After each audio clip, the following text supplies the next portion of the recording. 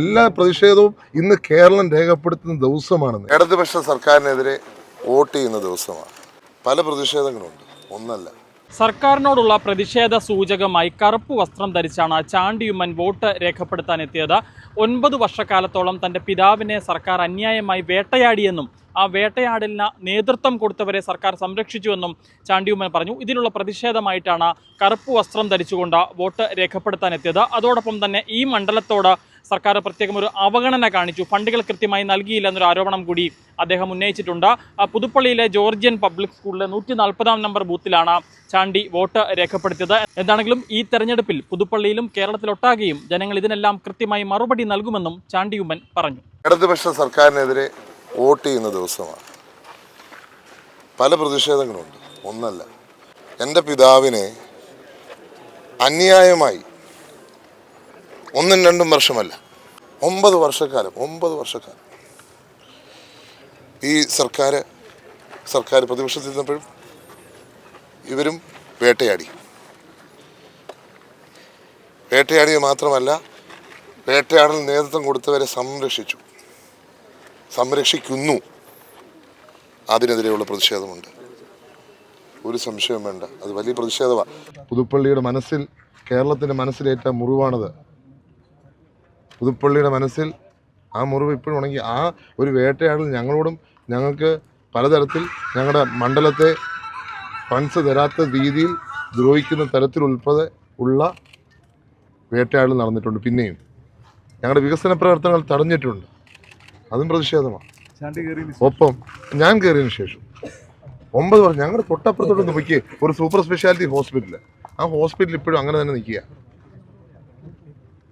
ഞങ്ങളുടെ പാലങ്ങൾ അത് ഇപ്പോഴും തൂളിൽ നിൽക്കുക. ഉമ്മൻചാണ്ടി സർക്കാർ എവിടെ നിർത്തി അവിടെ നിൽക്കുക.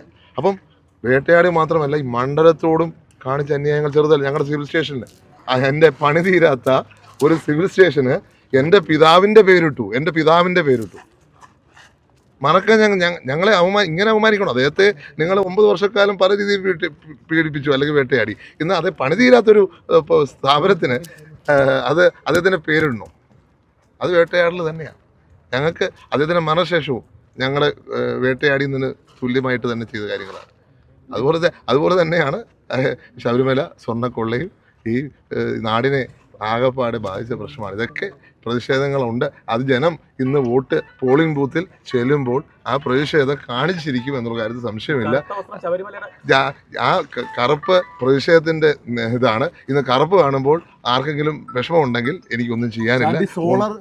ഒന്നും പറയാൻ, കറുപ്പ് കണ്ടാൽ ഇന്ന് പലർക്കും പ്രശ്നമാണ്. ഇത് കറുപ്പ് എന്നുള്ളത് ഇവിടുത്തെ ഈ സമൂഹത്തിന്റെ വലിയ എന്താ പറയുക, ആചാരത്തിന്റെ കൂടെ ഭാഗ്യമെന്ന് വിചാരിച്ചു. നിങ്ങൾ ക്യാമ്പയിനിൽ ഉന്നയിച്ചത് പ്രധാനപ്പെട്ട ഒരു വിഷയമാണ്. ഈ സോളാർ കേസിലടക്കം ഉമ്മൻചാണ്ടി സാറിനെ ഈ രീതിയിൽ ഈ വേട്ടയാടി എന്നുള്ളത്. അതേ കാര്യം തന്നെയാണ് ഇപ്പോഴും സൂചിപ്പിക്കുന്നത്. പിതാവിനെ വേട്ടയാടി എന്ന് പറഞ്ഞുകൊണ്ട് സംശയമുണ്ടോ? ഞാൻ ചോദിക്കട്ടെ, ആ CBIയുടെ റിപ്പോർട്ടൊന്ന് ചർച്ച ചെയ്യണമെന്ന് പറഞ്ഞിട്ട് ചർച്ചയായോ? ഞാൻ പലതവണ പറഞ്ഞില്ലേ ചർച്ച ചെയ്തോ? അദ്ദേഹത്തിനെതിരെ CBI എൻക്വയറി നിങ്ങൾ ഓർത്തു നോക്കൂ. ഒരു കുടുംബത്തിൻ്റെ വേദന.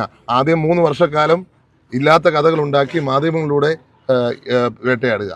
അത് കഴിഞ്ഞിട്ട് CBI എൻക്വയറി. അതിനു മുമ്പ് അദ്ദേഹത്തിൻ്റെ അടുത്ത് റേപ്പ് കേസിന്റെ ചാർജ് ഞാൻ പറയണോ? അപ്പം എങ്ങനെയൊക്കെ വേട്ടയാടാമോ അങ്ങനെയൊക്കെ ചെയ്ത് കഴിഞ്ഞിട്ട് ഇതൊന്നും ചെയ്തില്ല, ഞങ്ങളൊന്നും അറിഞ്ഞില്ലേ എന്ന് പറഞ്ഞാൽ അംഗീകരിക്കാൻ പറ്റുമോ? അതുപോലെ തന്നെ എല്ലാ പ്രതിഷേധവും ഇന്ന് കേരളം രേഖപ്പെടുത്തുന്ന ദിവസമാണെന്ന് ഞങ്ങളുടെ കുടുംബത്തെ സംബന്ധിച്ച് ഏറ്റവും വേദനയുള്ള ദിവസമാണ്. അതുകൊണ്ട് ആ വേദനയോടുകൂടി തന്നെയാണ് ഞങ്ങൾ പ്രതിഷേധം അറിയിക്കുന്നത്.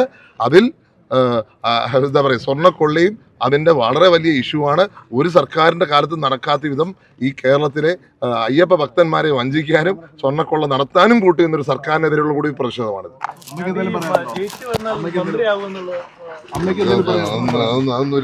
ഇഷ്യൂ അല്ലല്ലോ.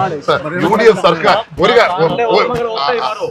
ഒരു കാര്യം ഉറപ്പാണ്, ആര് മന്ത്രിയായാലും ഇല്ലേലും UDFന് ഒരു മുഖ്യമന്ത്രി ഉണ്ടായിരിക്കും. ഒരു കോൺഗ്രസ്സുകാരൻ ഉമ്മൻചാണ്ടിക്ക് ശേഷം മുഖ്യമന്ത്രി ആയിരിക്കും. രാഹുൽ ഗാന്ധിയുടെ നേതൃത്വം അംഗീകരിക്കുന്ന, രാഹുൽ ഗാന്ധി തീരുമാനിക്കുന്ന, സോണിയാഗാന്ധി തീരുമാനിക്കുന്ന, മല്ലികാർജ്ജുന ഖാർഗെ തീരുമാനിക്കുന്ന ഒരു മുഖ്യമന്ത്രി കേരളത്തിലുണ്ടായിരിക്കും. ആ ദിവസത്തിനാണ് ഞങ്ങൾ കാത്തിരിക്കുന്നത്. ആ ഒരു പ്രതിഷേധം കൂടെ ഉണ്ടെന്ന് വെച്ചോ. ഞങ്ങൾക്ക് സർക്കാർ വരാത്ത, സർക്കാരിൻ്റെ തെറ്റായ തീരുമാനത്തിലുള്ള പ്രതിഷേധം കൂടി ഉണ്ട്.